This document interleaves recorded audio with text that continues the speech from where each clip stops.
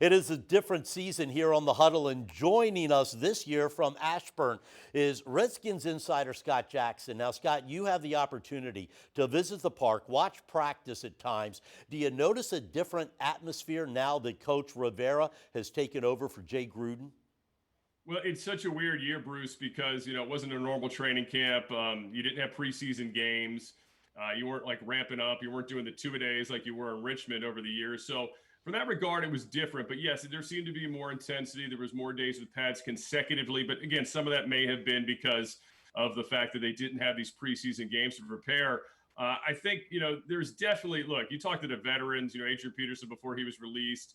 You talk to Landon Collins. They all say, look, this is what we expect from a training camp. So we expect of the preseason to get ready for a season with the way Ron Rivera set out the expectations, the way he ran things, much more regimented, much more accountability, I think, is a big word you hear a lot about when you hear about Ron Rivera's program here. And look, it's still the early days of it when you think about it. I mean, Ron Rivera was hired in January. He had no real off season because of COVID, obviously, and the Zoom meeting off season basically. And they finally got on the field, about a month ago, and here we are, just days away from the opener, and it's gonna be different, no question about it. Now, all we heard last summer was that the defense was going to be overwhelming and make up for a subpar offense. Washington ends up with the fifth worst D when it came to giving up yards and points. I know we have Chase Young and Jack Del Rio calling the plays, but should we have high expectations with the defense again? They can't be worse, right? I mean, they were not only were they bad statistically, Bruce, but they were lost. Like there were plays that would be made downfield, and you're like, well, where's the closest defensive back? I mean, he's on the sideline. I mean, it was complete chaos back there. And that wasn't really just last year; it was the year before, a year before. There's always this communication problem. It's a big thing Jack Del Rio's hit on here with the secondary. This would be Landon Collins' second year. Troy Apke, a surprising starter. The Penn State out of Penn State really didn't do a whole lot his first few years, but really showed something, to these guys in training camp. So that he's been a big find for them, to get that position. So good. They coach on Davis from the Steelers. They brought in here in the offseason. Now he's back in Pittsburgh. But, I think that part of it's been interesting. But yeah, I mean, the front seven should be really good. They've got a lot of depth there. Montez Sweat, I think, will finally get to do what he was born to do, which is attack the quarterback, not drop back into coverage, which for whatever reason, Greg Minuski had him doing frequently last year. Until really the last couple of weeks of the season. So I think you're going to see that. Again, Chase Young should make this defense better. You've got Jonathan Allen, who, is always putting a lot of great work. Matt Ioannidis, the most underrated guy in this team, but maybe the most solid guy in so many regards up front. And Deron Payne does a really good job for them. And now Ryan Kerrigan's going to be potentially a situational player. Ryan Anderson, they've been raving about, but they may not have a lot of time for him on the field, a lot of snaps for him. So it's going to be interesting to see how they mesh all this. I still think the interior is still a little bit of a question mark. John Bostic's not getting any younger.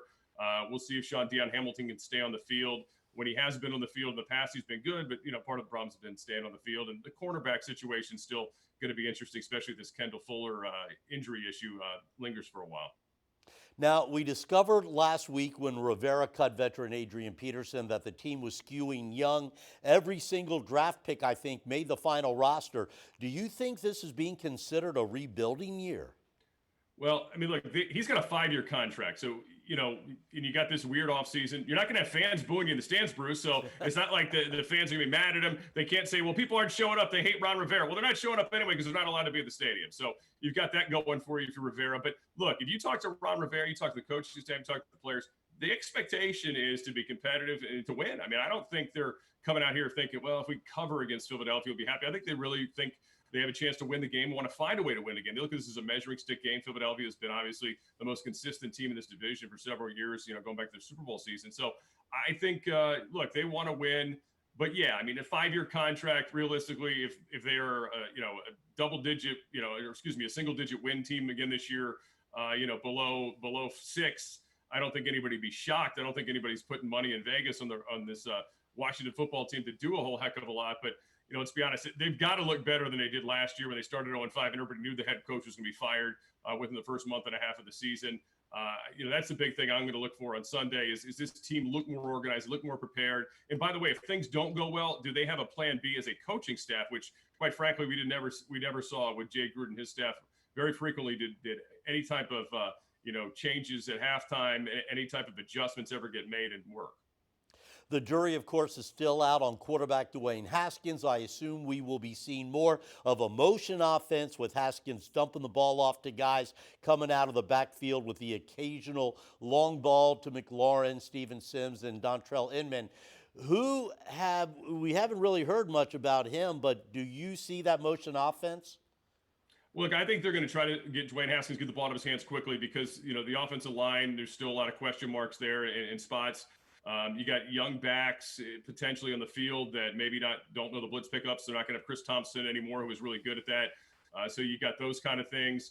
You don't necessarily have a bell cow running back anymore with Adrian Peterson being released. So yeah, I think they're going to have to get the ball out of Dwayne Haskins' hands quickly. A little bit of practice we've been able to see here. It looks like they're really working on that, the dump offs, the things that are tight ends. Scott Turner, kind of similar background, obviously, to his father, I think, and obviously in that regard. But Scott Turner, to me, though, is still kind of an empty canvas. I think, I don't want to pigeonhole him saying his offense is going to look like this or that because we don't know. I mean, he only had really 4 games as the offensive coordinator last year in Carolina after Ron Rivera was fired. Ironically, after the loss to Washington. And then, of course, his dad was the OC and he became the assistant head coach. So then it was Scott's offense, but it was still a lot of his dad's principles. So I'm very curious to see what Scott Turner's offense looks like. And obviously, we'll find out very quickly against Philadelphia. Obviously, we are all excited about defensive end Chase Young, but on offense, I know I can't wait to see rookie Antonio Gibson. I'm sure he's no Christian McCaffrey, but he seems to have a lot of upside. No doubt. I mean, look, you look at all the draft stuff with him. He didn't play much running back at all in college. I mean, really just part of his season as a running back. So he's very green at running back. But I think what they're going to use him as is more of a guy who's going to come out of the backfield, catch the football. They'll split him out a little bit. He might be in some 2-back sets with the veteran McKissick, J.D. McKissick, who is penciled in as a starter. But they made it very clear today there's really no starter. They're going to go back by committee. So McKissick, you're gonna see Gibson, as you just mentioned. I think Bryce Love has a chance to get some action once he's fully healthy. They feel like he's ready got it under his legs. Of course, Peyton Barber, the veteran, in there. So I think they're going to have a host of running backs they can throw out there. It's going to be exciting, but he's a game breaker. There's no question. I'll be curious to see if they use him on returns early. I mean, Steve Sims Jr. handled a lot of that last year, but he's going to be the number 2 receiver. So maybe they take a little bit of that off of his plate. And that's going to be interesting because he is definitely a game breaker. They didn't have enough big playmakers in this team, but it looks like they drafted one there, and the other Antonio too. Out of Liberty's a pretty big playmaker as well. When it comes to the offensive line, of course, it's all about the left. Jerron Christensen and Wes Martin are no Trent Williams, but good riddance to Trent. That has to give Haskins some sleepless nights, but offensive coordinator Scott Turner has to figure that out, I guess. Yeah, and it goes back to what I said earlier. I think you see Dwayne get the ball out of his hands quickly. The run protect or the pass protection for the running backs is going to be key too. And the tight ends, Logan Thomas, Scott Turner made a big deal about one of his highlight blocks, but I don't know if necessarily Logan Thomas, a former quarterback, is built to be a big time blocker in protection. I think he's going to be more of a guy who's going to get open and make plays down the middle, and especially in the red zone. I think the same thing could be said for Ball when they get him out there as well. He's still very raw, but it's going to be interesting how they work it all in there and try to protect Haskins, because it's not just the left side. I mean, look, Morgan Moses has got to have a much better season. He's paid a lot better than he played last year, right? He did not play well, a lot of penalties. Hopefully he cleans that up. And the whole group, I mean, certainly Sheriff played on that 1-year deal with the big money. I mean, he didn't get to stay on the field very long last year. Chase Ruge, there's so many injuries, but that group really needs to come together quickly if we're going to see what Dwayne Haskins can be and what this offense can be. Scott, I promise not to replay this in January, but give fans some hope. Can this team win 7, 8, or maybe even 9 games this year? Wow. I'll tell you what, if I can give fans hope and you're going to burn the tape, I'll say 15-1. But that wouldn't be realistic, obviously. I haven't had that feeling, Bruce, like, when you used to wake up when Joe Gibson was the coach the first time around that they were going to win the Super Bowl every year, or at least be in it. I mean, I haven't had that feeling since I was an Old Dominion kid and I was, interning for you.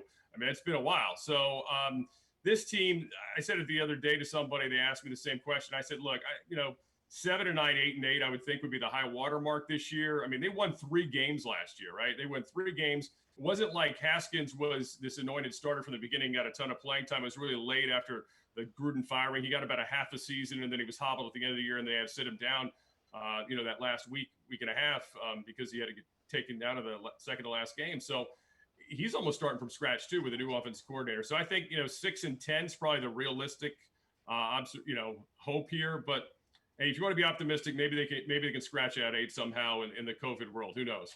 All right, thanks, Scott, and thanks for being with us this season here on the Washington Huddle. Thank you, Bruce. Appreciate it.